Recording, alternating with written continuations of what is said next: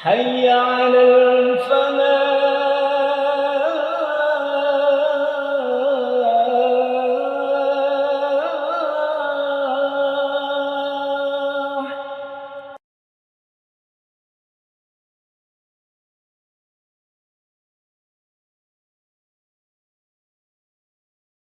Assalamualaikum warahmatullahi wabarakatuh.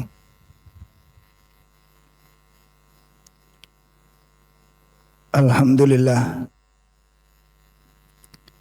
hamdan katsiran tayyiban mubarakan fi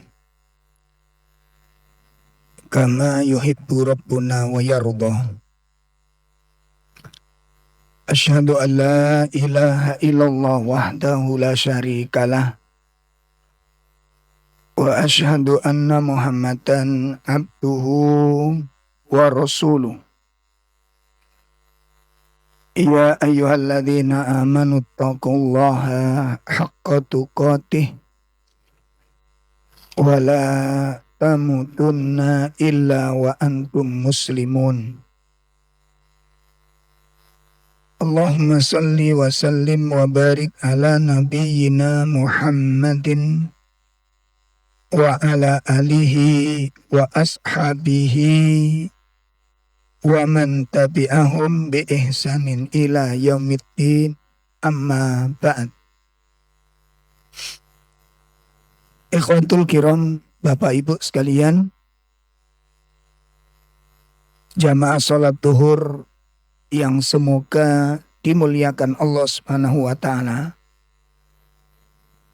Mudah-mudahan Allah tabaraka wa taala senantiasa melimpahkan rahmatnya kepada kita semuanya. Semoga Allah Ta'ala menjaga kita dari segala keburukan, menyelamatkan kita dari segala fitnah, dan menjaga hati kita dari ketergelinciran. Materi yang akan kita bahas pada siang hari ini tentang salah satu penyakit hati yang sangat mengerikan. Salah satu penyakit hati yang merusak. Salah satu penyakit hati yang menghancurkan. Bahkan peristiwa terbesar, peristiwa yang sangat luar biasa dalam sejarah kehidupan manusia. Peristiwa yang mengerikan ini terjadi disebabkan penyakit ini. Apa peristiwa terbesar itu? Peristiwa yang terbesar itu adalah saat Bapak dari semua manusia dikeluarkan dari surga. Sekarang kalau menurut kita, musibah apa yang paling lebih mengerikan, lebih dahsyat, lebih buruk dibandingkan ketika manusia dikeluarkan dari surga? Ada nggak musibah yang lebih buruk dari itu?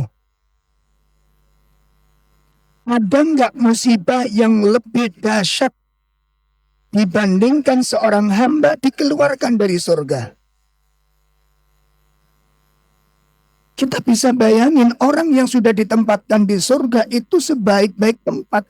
Ini dikeluarkan karena satu kesalahan. Dan kesalahan itulah yang hari ini kita bicarakan. Kelalaian.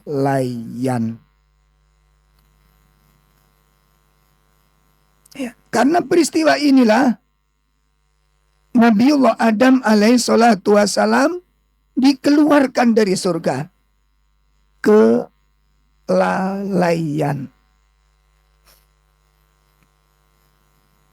Hal ini dijelaskan oleh Allah Subhanahu wa taala di dalam surah 20. Di surat Thaha ayat 115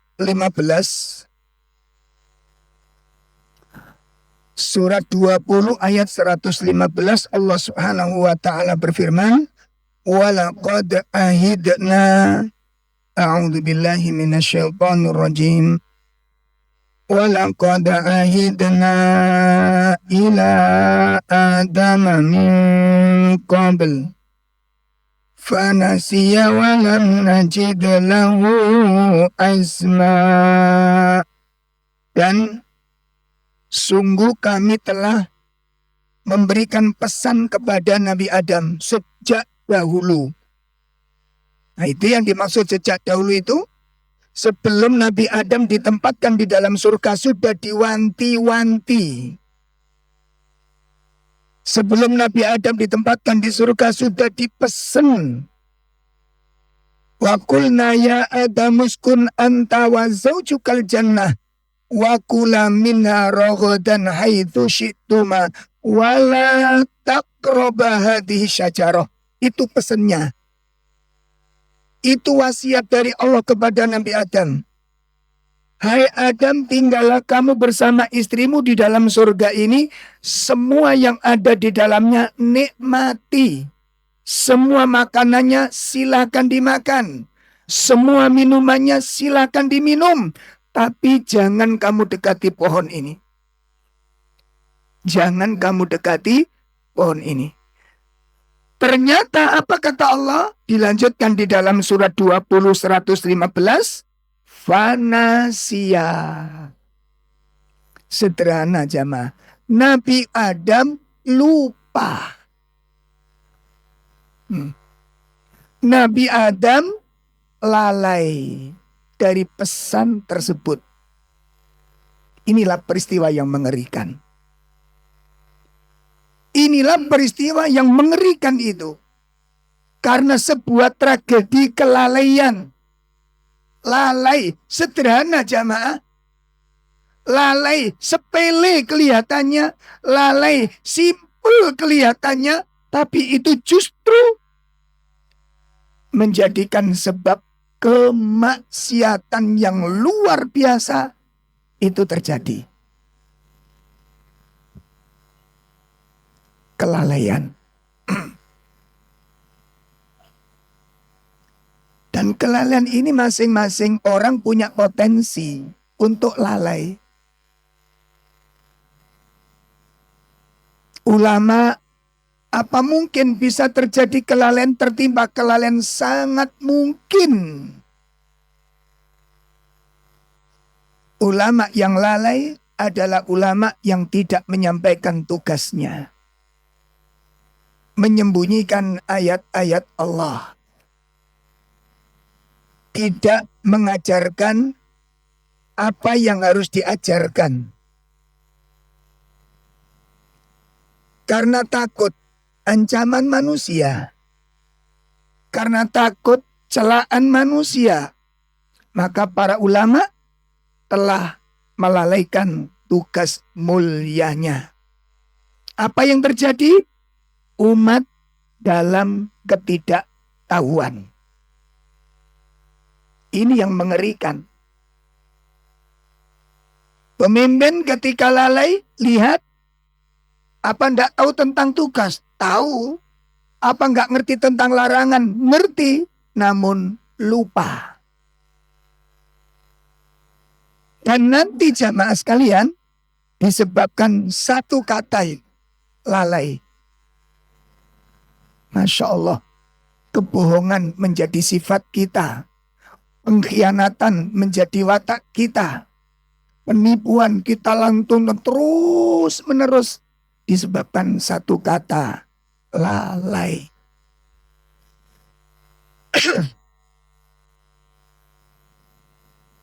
Ada 4 bentuk kelalaian yang kemudian menggelincirkan manusia, menyeret manusia, menjerumuskan manusia ke dalam lubang yang sangat mengerikan. Ada 4 bentuk kelalaian. Yang pertama adalah lalai terhadap Allah.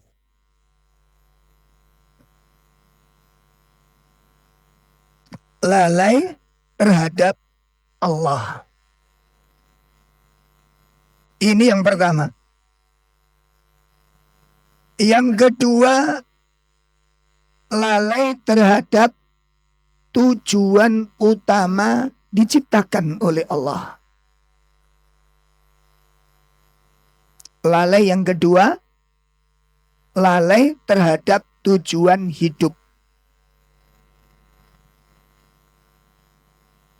Yang ketiga, lalai kehidupan ini akan berakhir.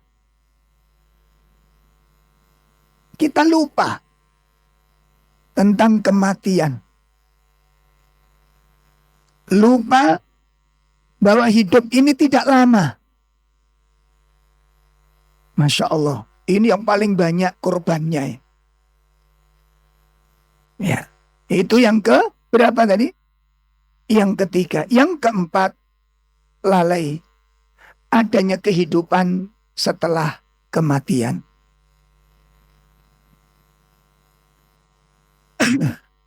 Lalai terhadap kehidupan setelah kematian. Lalai kalau amal kita itu nanti akan dibalas oleh Allah. Lalai kita. Sekarang mari kita simak pelan-pelan, singkat, karena terbatasnya waktu, mudah-mudahan bisa bermanfaat ini nanti. Yang pertama tadi lalai terhadap Allah. Lalai terhadap Allah itu ada 3 bentuk. Lalai terhadap Allah itu ada 3 bentuk. 1, lalai bahwa Allah itu adalah Rabb dan ilah kita. Dia adalah yang memiliki kita. Dia yang menciptakan kita. Dia yang menguasai kita. Dia yang menanggung hidup kita. Dia yang maha besar. Dan dia adalah satu-satunya yang berhak kita ibadahi. Kita lupa dengan ini. Termasuk ketika kita sholat. Yang tadi baru kita lakukan. Pada saat saya sebagai penceramah, sebagai dipanggil ustadz oleh teman-teman, ketika berdiri waktu sholat, hati saya sadar, hati saya ingat, hati saya mengatakan, aku loh ustadz. Maka di saat itu saya sedang lalai berhadapan dengan siapa saya. Maka ketika saya sebagai ustadz lalu sholat membawa keustatan saya, maka sudah dipastikan saya sholat dalam keadaan lalai. Berhadapan dengan siapa saya. Nek cara Jawa niku kok ya wani-wani kula mbek sampeyan niku ndodono jabatan. Wani-wani kula panjenengan ndodono kesugihan. Kok wani-wani panjenengan kalian ndodono kekuatan. Kita ini siapa? Berhadapan dengan siapa? Baru saja kita panggil Allahu Akbar. Allah Maha Besar. Kita kecil lah kok rumangsa duwe jabatan. Sagedipun pahami sampai di sini. Rumangsa duwe kedudukan, kita bawa waktu sholat. Makanya sholat berpuluh-puluh tahun tidak melembutkan hati kita. Karena kita sholat dalam kelalaian. Lalai terhadap Allah. Dia itu Rabb yang memiliki kita. Hidup kita ada di tangannya. Nasib kita ada di tangannya. Nanti sore saya itu nangis atau senyum, itu tergantung Allah. Lupa kita. 1. Ini belum lepas dari kita kesombongan ini. Makanya sholat puluhan tahun tidak melembutkan hati kita. Wong tiap hari kita bertemu dengan Allah. Allahu Akbar, Allahu Akbar, Allah Maha Besar. Kita kecil, kita miskin, kita lemah, kita jahil, kita nggak berdaya. Tapi kan lupa kita merasa kuat, kita merasa punya kemampuan. Pertanyaannya, sampai kapan kita sholat seperti ini? Sholat dalam kelalaian. Sholat itu tujuannya untuk ingat Allah. Ternyata ketika kita zikir, tidak sepenuhnya ingat kepada Allah. Saya ulangi lagi. Di saat kita zikir, tidak sepenuhnya ingat kepada Allah. Padahal zikir tujuannya apa? Allah. Zikir itu tujuannya ingat, lisan kita menyebut Allah.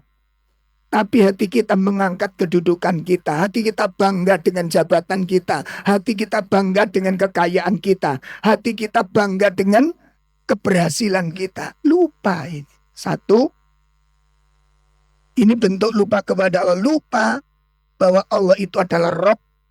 Allah itu adalah sesembahan kita. Yang kedua apa? Lupa terhadap Allah ini adalah lupa terhadap kewajiban dari Allah. Lupa dengan kewajiban dari Allah.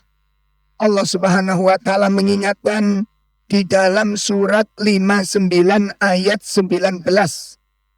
Allah taala menyatakan, wala takunu kalladina nasullaha.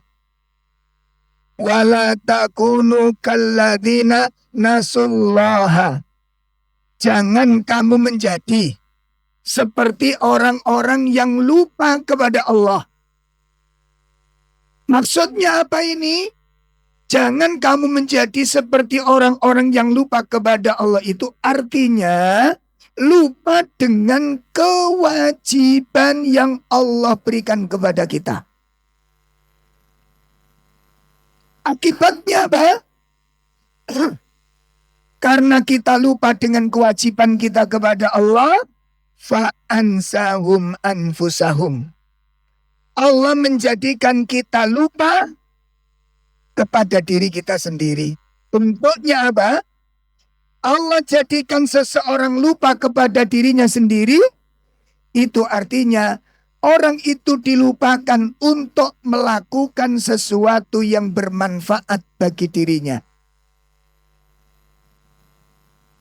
Allah melupakan seseorang kepada dirinya. Maksudnya Allah jadikan orang itu lupa untuk melakukan sesuatu yang bermanfaat untuk dirinya. Akibatnya, kita ini waktunya jadwalnya padat. Waktu kita banyak kesibukan. Pertanyaannya, sibuk tentang apa?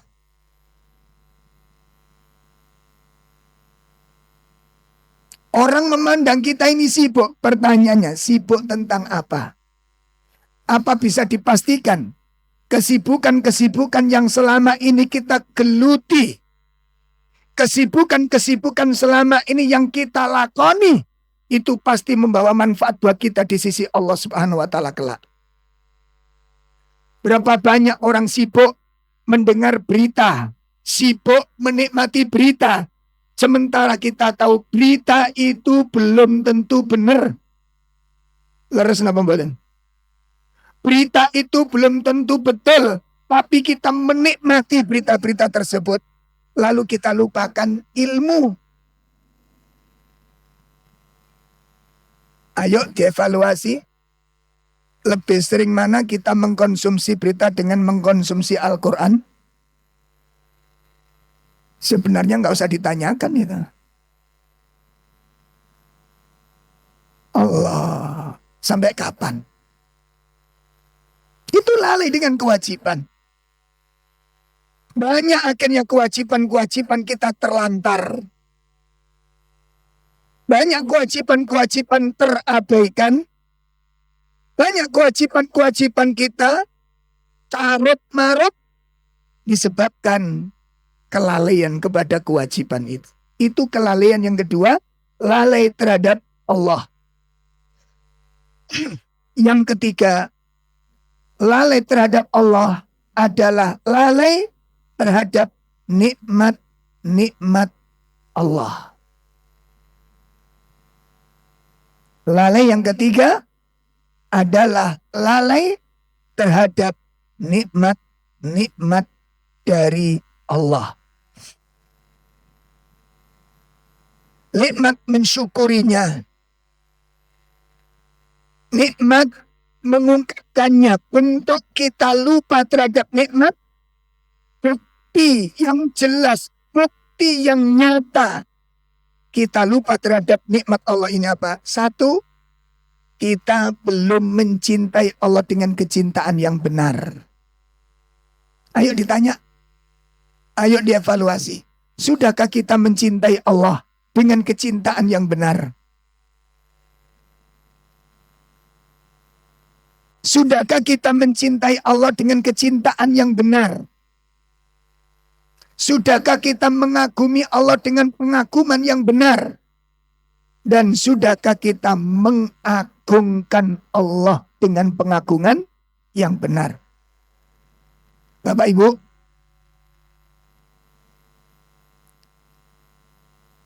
satu nikmat diambil oleh Allah dari diri kita, maka kita menjadi orang yang terbuang. Satu nikmat diambil oleh Allah, kita menjadi makhluk yang terbuang, terhina, tersia-siakan. Maka sadarilah 3 perkara terhadap Allah. 1, ingatlah Allah tentang status Allah, posisi Allah. Yang kedua, ingatlah kewajiban kepada Allah. Yang ketiga, ingatlah nikmat-nikmat dari Allah Subhanahu wa ta'ala. Inilah kelalaian yang pertama, lalai terhadap Allah Subhanahu wa ta'ala. Lalai terhadap Allah tadi ada berapa macam? Ada 3 bentuk kelalaian kepada Allah. 1, lalai terhadap eksistensinya Allah. 2, lalai terhadap kewajiban-kewajiban dari Allah. 3, lalai terhadap nikmat-nikmat dari Allah. Kalau kita betul-betul sadar tentang nikmat-nikmat Allah yang kita jalani semua saat ini, maka hari ini kita menjadi orang yang paling banyak bersyukur kepada Allah Ta'ala. Begitu kita menjadi hamba yang paling bersyukur, kita adalah orang yang paling bahagia dalam beribadah kepada Allah Subhanahu wa ta'ala. Ini jamaah sekalian bentuk kelalaian terhadap Allah Subhanahu wa ta'ala. Yang kedua, lalai terhadap tujuan utama hidup. Allah menghidupkan kita dan menciptakan dengan satu tujuan utama. Melakukan ketaatan dan peribadatan kepada Allah Subhanahu wa ta'ala. Allah ingatkan, Allah tegur di dalam firman-Nya surat 23. Surat 23 ayat 115 Allah berfirman, "Afahasibatum annama khalaqnakum abatha wa annakum ilaina la turja'un." Apakah kamu menyangka, apakah kamu mengira bahwa kami menciptakan kamu untuk main-main saja? Apakah kamu nyangka kami menciptakan kamu untuk bermain-main saja? Makan-makan, minum-minum, bersenang-senang, santai-santai. Sebagaimana hari ini kita saksikan berapa banyak orang tergelincir dalam poin ini. Menghabiskan waktu dari menit ke menit berikutnya, dari jam ke jam yang lainnya, dari hari ke hari yang lainnya, untuk sesuatu yang belum jelas manfaatnya. Jamaah sekalian, inilah bentuk kelalaian yang kemudian membentuk sebuah karakter-karakter yang tidak tahu arah. Akibat kelalaian Dari poin yang kedua ini, bahwa Allah menciptakan kita untuk beribadah, untuk menjalankan tugas, untuk menjauhi larangan. Ternyata ini pun kita salah gunakan. Kita salah gunakan.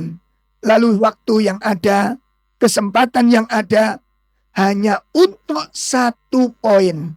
Nyenengno ati.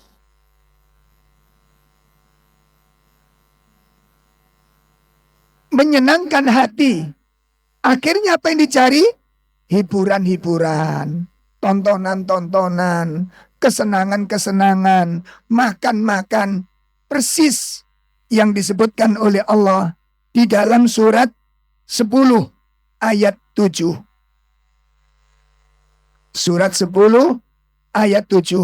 Allah Subhanahu wa taala berfirman, "Innalladzina la yarjuna liqa'ana waradu bil hayatid dunya watma'annu biha walladzina hum an ayatina ghafilun." Sesungguhnya orang-orang yang tidak menginginkan pertemuan dengan Allah, kata Allah. Orang yang lupa perjumpaan dengan kami. Lalu mereka ridho, mereka puas dengan kehidupan dunia ini. Mereka puas dengan kenikmatan dunia ini. Dan mereka tentram hidup di dunia. Dan mereka lupa terhadap ayat-ayat Allah. Maka waktu-waktu ketika kuat, ketika lapang, ketika cukup, ketika sehat, ketika hidup, digunakan untuk apa? Digunakan untuk apa? Dimanfaatkan untuk apa? Inilah kelalaian yang kedua. Semoga Allah Ta'ala menolong kita semuanya dari musibah yang mengerikan ini. Dari sebuah kelalaian terjadilah kerusakan yang besar. Dari sebuah kelalaian, dari satu kata lalai, manusia mendapatkan hukuman yang paling mengerikan dari Allah. Dari satu kata lalai, manusia diusir dari rahmatnya Allah. Dari satu kata lalai, keberkahan hidup ini dicabut oleh Allah dari hidup kita ini. Jamaah sekalian, baru 2 poin dan ini belum tuntas. Insya Allah nanti akan kita lanjutkan di poin berikutnya tentang tragedi kelalaian ini, insya Allah. Demikian kajian kita di siang ini. Sedikit nasihat yang bisa saya sampaikan untuk diri saya dan untuk panjenengan semua. Nasihat terakhir di pertemuan ini, hendaknya kita sempatkan ada waktu untuk mendengarkan nasihat-nasihat dari ayat-ayat Al-Quran. Sempatkan waktu untuk mendengarkan nasihat-nasihat dari ayat-ayat Al-Quran. Karena itu merupakan obat yang paling mujarab untuk selamat dari satu penyakit ini, dari kelalaian. Semoga pertemuan kita menjadi pertemuan yang dirahmati oleh Allah Ta'ala, dan semoga majelis kita menjadi majelis yang diberkahi oleh Allah Subhanahu wa Ta'ala. Kurang lebih mohon maaf, kita akhiri dengan kafarah majelis. Subhanakallahumma wa bihamdika asyhadu an la ilaha illa anta astaghfiruka wa atubu ilaik. Assalamualaikum warahmatullahi wabarakatuh.